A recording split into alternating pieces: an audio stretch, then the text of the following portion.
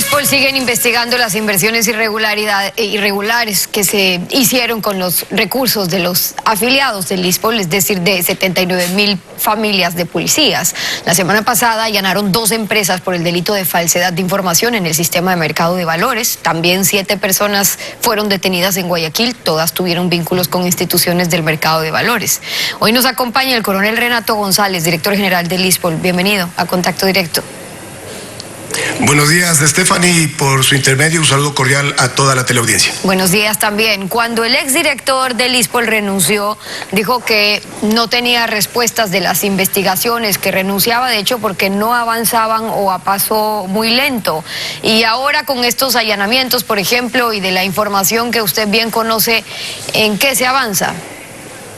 Bueno, nosotros tenemos que reconocer el rol que ha desempeñado la Fiscalía General del Estado y sobre todo su titular, la doctora Diana Salazar, y representantes de este servicio de justicia como el doctor Iván Navarrete y el doctor César Suárez, quienes a lo largo de estos meses han realizado las investigaciones que han permitido el desenlace de lo que ahora conocemos como avances significativos. Sin embargo, hay mucho más por hacer. Recordemos que hay 12 investigaciones nacionales y una de carácter internacional. De las 12 investigaciones nacionales, solo 3 ya están en la etapa procesal de investigación, de instrucción fiscal. Usted es miembro de la policía, ha sido subdirector de inteligencia, jefe de operaciones de la policía en Manta. ¿Cómo se explica que ISPOL no haya tenido un expediente completo de cada negocio fiduciario, de con quién, de cómo, en qué condiciones invertía?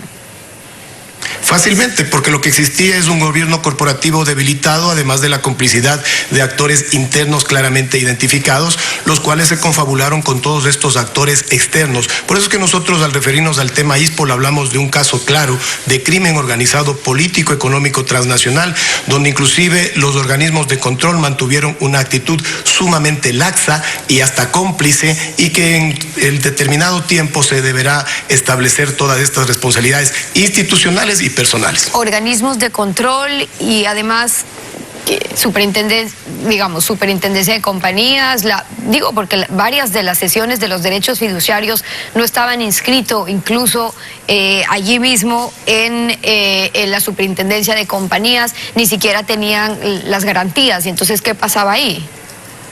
No solo eso, la semana anterior se sorprendían en Guayaquil por el desenlace de las investigaciones. Para nosotros no era ninguna sorpresa. El rol que desempeñó el DCVAL, el rol que desempeñó la Bolsa de Valores de Guayaquil, la Superintendencia de Compañías, Valores y Seguros, la Superintendencia de Bancos, el mismo Banco Central, el Ministerio de Economía y Finanzas. Todas estas instancias tienen que responder en un momento determinado por todas estas serie de medidas muy débiles que aplicaron y que han permitido llegar a este terrible desenlace para la seguridad social policial. En lo económico, usted dice delitos económicos, transnacionales, delitos políticos. ¿A quién le correspondía, y ya en lo político también, vigilar esos manejos? Y si son exdirectores del ISPOL los que han sido detenidos, además, ¿quién nombró a los miembros al interior del ISPOL que facilitaron estas inversiones en su momento? ¿Quién era el ministro de Gobierno, de Interior a cargo de la policía en esa época? Todo eso tendrá que investigarse. Lo que pasa es que recuerde usted que hace meses hablábamos y discutíamos si existía o no existía atraco. Por lo menos ahora ya no queda duda. Pero ¿cuál es el inconveniente? Normalmente se trató de restringir a una esfera de que era un caso aislado del ISPOL. Las investigaciones han permitido determinar que no se trató de algo aislado en el ISPOL, sino más bien de una estructura completamente coordinada en la cual están ya involucrados fondos dineros del Fondo de Garantía del Magisterio, del propio BIES, de Aseguradora del Sur, de Seguro Sucre. Es decir, toda esta estructura que funcionó por varios años era conocido en el mercado de valores. Los actores del mercado conocen cuáles son los chicos buenos y los chicos malos. Lastimosamente, para el caso del ISPOL están en juego aproximadamente 950 millones de dólares. En el mercado de valores, dice usted, conocen quiénes son los chicos buenos, quiénes son los chicos malos, pero también quiénes en el gobierno. Se sabe quiénes eran las autoridades en ese momento. Ahí no hay mayor cosa que investigar. Lo que pasa es que ver si es que hay responsabilidades o no, si conocían o no. Es de pensarse que también quienes estaban a cargo del ISPOL, de los nombramientos, se enteraron con la noticia de lo que estaba ocurriendo y recién hace poco, el año pasado. No, pues por el contrario, hay que identificar los momentos. Nosotros hemos podido determinar que del 2013 al 2019 se dieron toda esta serie de operaciones irregulares.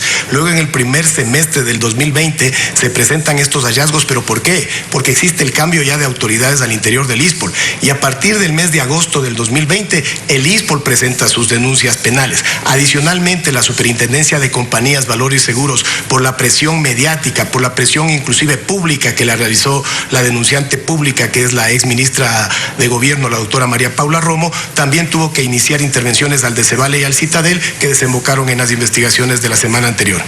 Se calculaba que las operaciones irregulares del ISPOL bordeaban los 800 millones. Usted dice ahora que superan los 900 millones. De eso, que se pueda recuperar o que se ha recuperado unos 5 millones, pero ¿cuánto estiman que esté perdido o que se podría recuperar en la práctica? Nosotros consideramos que será un amplio porcentaje de ese valor lo que se pueda recuperar, pero con un factor fundamental: apoyo político. Y cuando nosotros hablamos de apoyo político, no nos referimos únicamente al apoyo que podamos captar del Ejecutivo, sino de toda la clase política nacional. Es el momento de que el tema ISPOL sirva inclusive para una reestructuración del mercado de valores. Es el momento oportuno para crear un Consejo Nacional de Valores, para dejar ese sinsentido de tener dos bolsas de valores que compiten por la laxitud. Es el momento determinado también de poner en ejecución lo que determina las convenciones contra la corrupción, la Convención de Mérida, de hablar de un sistema nacional anticorrupción, es decir, adoptar toda una serie de medidas que nos permitan como país enfrentarnos a un futuro más promisorio. Y esas propuestas, dependiendo también del Ejecutivo, ¿se les han hecho llegar al Ejecutivo? ¿En qué se están encaminando? Bueno, nosotros no somos los adecuados para hacer esas propuestas. Nosotros lo que tenemos que velar, sobre todo, además de estar pendientes del desarrollo de la parte judicial de los casos del ISPOL, es tener una prioridad clara: recuperar estos valores. Dentro de esa recuperación, volvemos a hacer un llamado frontal, decidido, respetuoso, pero firme. Por favor, al Banco Central: congelen los 265 millones de dólares que tienen aún en el DCB, en la subcuenta a nombre de Citibank Nascunco y bajo el control de Pichincha Casa de Valores, porque esos 265 millones de dólares están constituyendo el subyacente de los GDNs que los tiene las empresas del señor Jorge Chérez, pero que legítimamente le pertenecen a la Seguridad Social Policial. Eso sería un espaldarazo para la Seguridad Social Policial: recuperar en las próximas semanas esos 265 millones más los 21 millones que tiene retenidos unilateralmente el Citibank en Nueva York. Eso hablando de las recuperaciones, habían propuesto, o más bien habían recibido propuestas de pagos, eran como 14 hasta hace un tiempo, y ahora, ¿qué pasó? ¿Y en qué quedaron, por ejemplo, esas negociaciones con el propio representante de estas firmas panameñas que en su momento había pedido este convenio de cierre de operación, la swap de activos? Con esa transacción swap, por cierto, el ISPOL invirtió unos 300 millones ahí finalmente, pero ¿en qué quedó? Bueno, nosotros con el señor Chérez estamos en un proceso de mediación en la Procuraduría General del Estado, cuyos detalles, por las razones mismas de la mediación, no pueden ser divulgados, pero nosotros hemos concurrido a esa instancia para que quede claro que nuestra actitud es la actitud de solucionar. Adicionalmente, en el tramo de los fideicomisos, que suman 69 millones y que existían contratos con 38 empresas, muchos de ellos contratos que no cumplieron las formalidades de un fideicomiso, hemos recibido propuestas de aproximadamente 20 empresas. Lo que pasa es que estas propuestas no es que se las presente y automáticamente se las acepta. Tienen que ser sometidos a un proceso interno, ahora sí como corresponde, para que existan las garantías reales y efectivas y en procura de recuperar estos valores. ¿Y eso por qué? Porque tienen 20 propuestas, pero les pueden decir les pagamos y hasta ahí está bien, pero luego es cómo les van a pagar y qué es lo que van a tener que aceptar como forma de pago. Precisamente, lo que pasa es que estas figuras de los fideicomisos que fueron observadas en mayo del 2018 por la Superintendencia de Bancos, señalando que más se asemejaban a préstamos a empresas de terceros que a figuras de inversión, muchas de ellas no cumplieron las formalidades de ni siquiera estar inscritas, llegaron solamente a escritura pública. Todo eso es lo que ahora nos toca ir subsanando, garantizarnos y efectivamente recibir aquellos planes de pago que sean serios y que nos permitan recuperar los valores de la Seguridad Social Policial policial.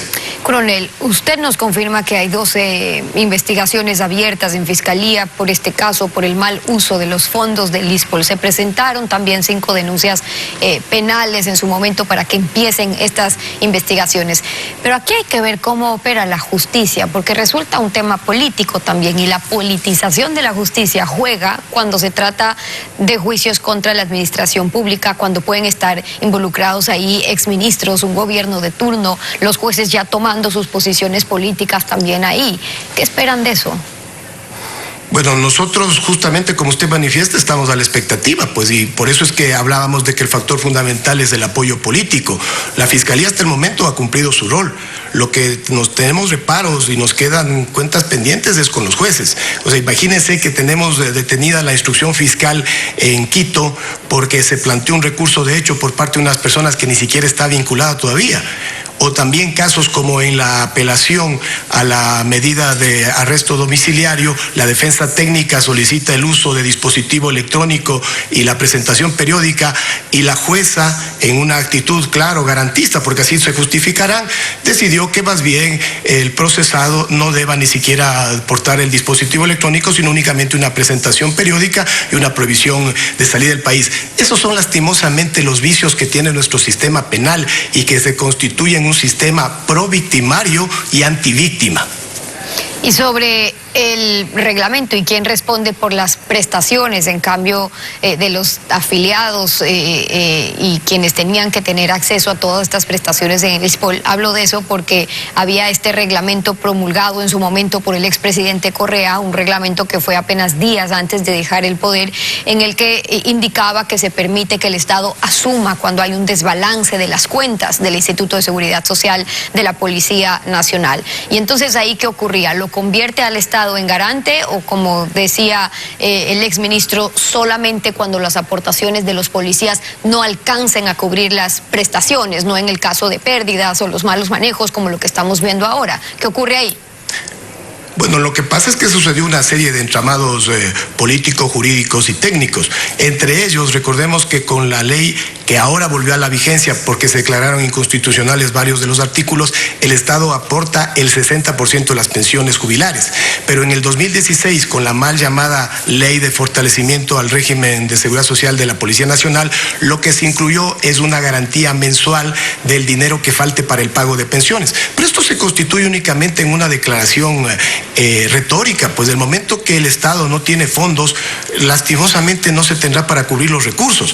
Pero más grave todavía es cuando en esa reforma lo que se incluyó es un nivel de aportación para estos regímenes especiales militares y policiales, me refiero, similares en niveles de aportación a lo que tiene el IES, es decir, el 11.45% de aporte personal y el 9.15% de aporte patronal.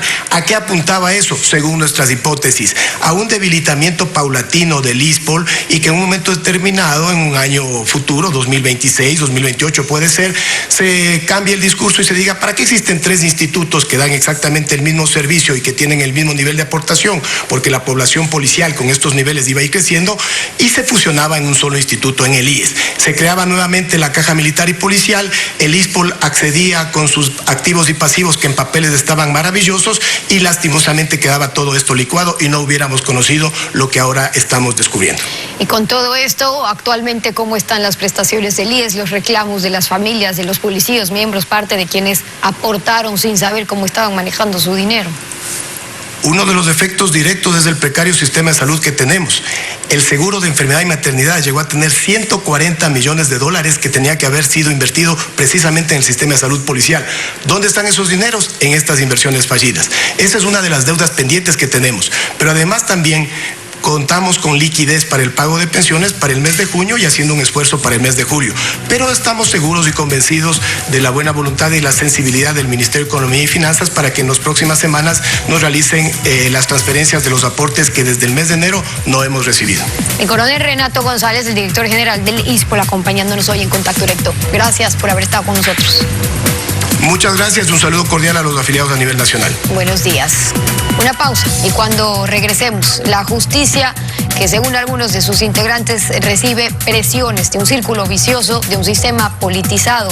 Lo vamos a conversar con Santiago Basabe, analista político. Quédese usted en nuestra sintonía.